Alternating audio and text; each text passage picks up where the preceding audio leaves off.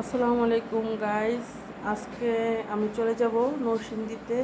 তো দেখুন আমাকে কতটুকু ভালোবাসে, যার কারণে আমার জন্য গম ভাঙ্গায়া তারপর আটা তৈরি করে দিছে যেন খাই খাই বলতে রুটি বানিয়ে খাই।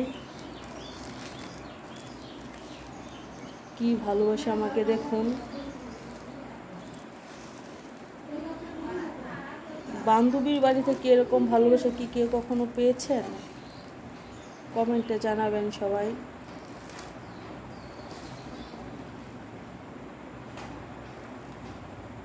বাকি কাটছো?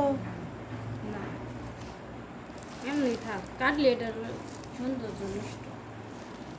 ও, একদম ফ্রেশ গম ভাঙানো আটা দেখুন।